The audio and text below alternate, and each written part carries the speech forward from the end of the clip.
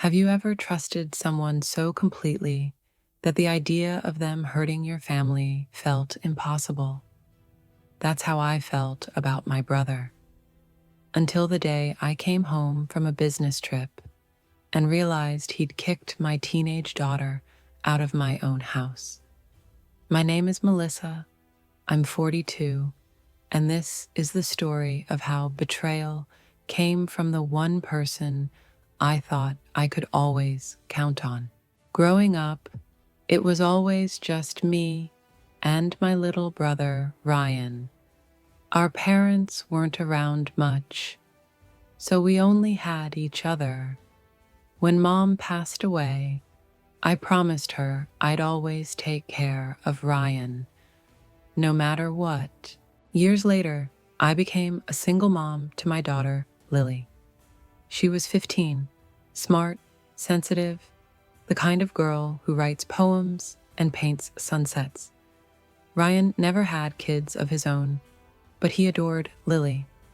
He'd take her for ice cream, teach her guitar, and call her his mini rock star. So when my job required me to travel to Chicago for a week, it felt natural to ask Ryan to stay at my place in Denver to look after her. I didn't even think twice, because family takes care of family, right? The first few days went smoothly. Lily texted me pictures of the lasagna Ryan made, and he sent selfies of them watching movies together. Then, on the fourth day, the messages stopped. I figured maybe they were just busy. School, chores, whatever. But by the sixth night, I had this strange feeling in my chest. A mother's instinct. You know, I tried calling Ryan. No answer. Then I texted Lily. "Hey baby, how are you?" Her reply came an hour later. "I'm fine, Mom. Don't worry." But that "don't worry" only made me worry more. My flight landed a day earlier than planned. I wanted to surprise them. But when I pulled into my driveway, my heart stopped. Lily's favorite bike was gone. The front door was locked from inside, and Ryan's truck was parked right out front. I knocked. He opened the door, looking startled, like he'd seen a ghost. "Melissa, you weren't supposed to be back till tomorrow," he stammered. I looked around. The house was spotless, too spotless. Lily's shoes were missing, her jacket gone. I turned to Ryan. "Where's Lily?" He looked down and said coldly, "She's not here." I told her to leave. My mind went blank. "What do you mean you told her to leave?" "She's 16, Ryan." He ran a hand through his hair. "She disrespected me, Melissa. She came home late, lied about where she was, and talked back. I'm not tolerating that under your roof." "My roof?" I snapped. "You don't get to kick my daughter out of my house." He fired back. "You told me to look after her." "I did what you wouldn't. I disciplined her." I couldn't believe what I was hearing. I grabbed my phone and started calling Lily. No answer.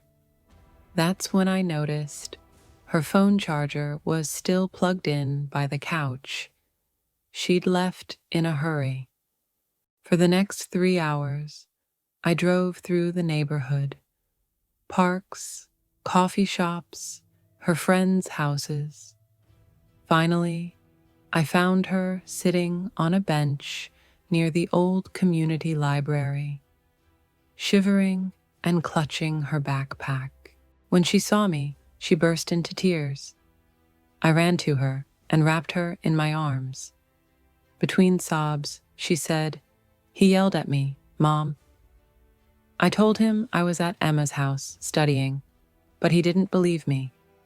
He said I was lying, that I was becoming just like you. And then he told me to get out. My heart broke into 1,000 pieces. I took her home that night, but when we walked in, Ryan was gone. He'd packed up and left. No note, no call, just gone. A week later, my aunt called.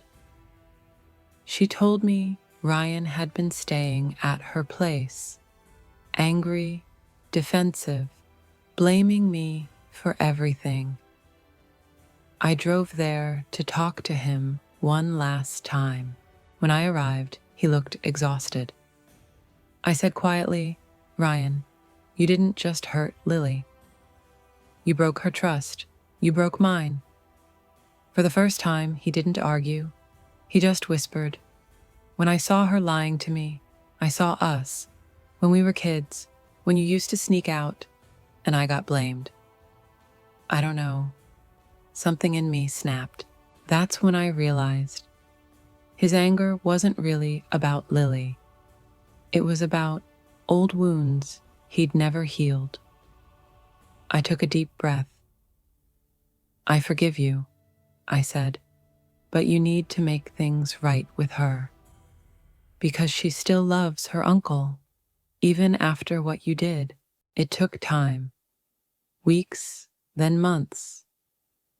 Eventually, Ryan came to our house with flowers and a trembling voice. He looked at Lily and said, "I was wrong. I let my past get in the way. You didn't deserve that. I'm so sorry, kiddo." Lily didn't say anything at first. Then she hugged him tight. And for the first time in a long time, I saw peace in both their eyes. Sometimes, family doesn't break from betrayal. It breaks from pain we never talked about. Ryan wasn't a bad person. He was a hurt person, acting out of fear. But that night taught me something powerful.